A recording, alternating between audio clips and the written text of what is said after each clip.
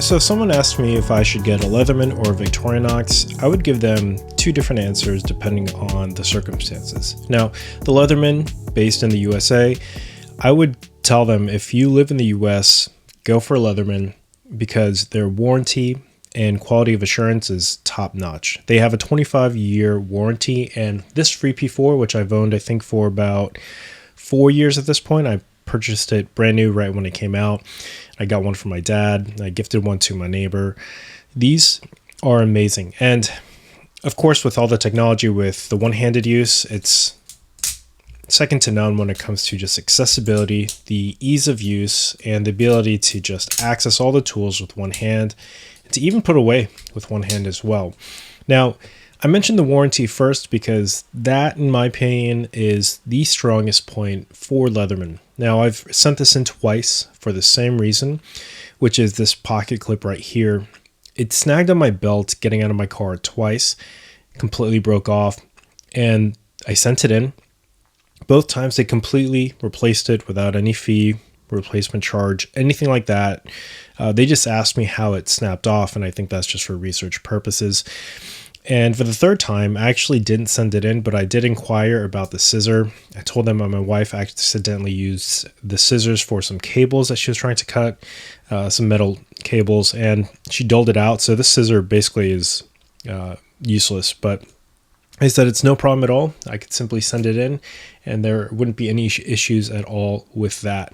So for $7 to $8 or $9, depending on where you live and the cost and how you ship it, you can have this completely replaced, and it wouldn't be an issue. Okay, not completely replaced, but the parts.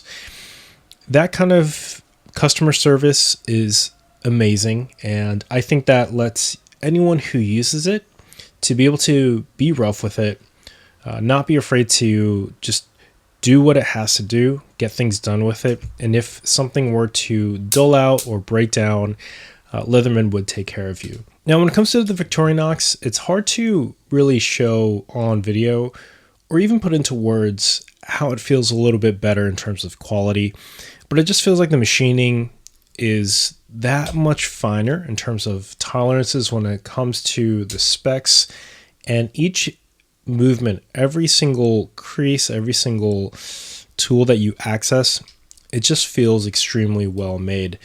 Now, one can argue that it has something to do with maybe the greasing of it, but I remember when I got my free P4, I had to put on Teflon greased in all the joints, and I had to move it a couple hundred times just to make everything feel a lot smoother. With the Victorinox out of the box, it feels tremendously, it feels great. Now, of course, it's a two-handed operation. Nothing is accessible by one hand, and it can be a little bit cumbersome when it comes to trying to find every single individual tool. But even some of the quality of the tools itself, the one example I like to point out is the crosshead screwdriver. Now, if you look at this, there's a very prominent tip that has the cross, and it tapers very well, and the head is quite prominent. So with this kind of design, it's very clear that you can access many sizes of Phillips head screwdriver or the crosshead screwdriver, and the build quality just feels like this will never really lose its threads. Now, when you compare it to the Leatherman crosshead screwdriver, it feels a lot more flat, and the tip of it definitely doesn't have that same sharp access. It's quite dull at the tip, and it feels very flat when compared side by side with the Victorinox. And that's just one example, and they probably designed that way so that it could fit the way that it fits inside here.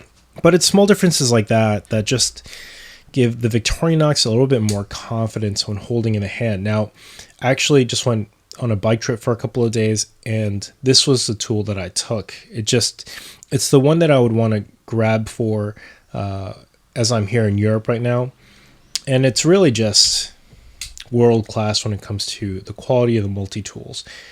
I think for most people, you won't really be able to tell the difference when using them side by side, and I don't think we're most people are stress testing these enough to really get to a point where you're going to need the quality of the Victorinox. But again, if someone were to ask me which one should they buy if they just want to use it for the next 20 years without any issues, I would point them to the Victorinox. Thanks for watching, and I'll see you in the next one.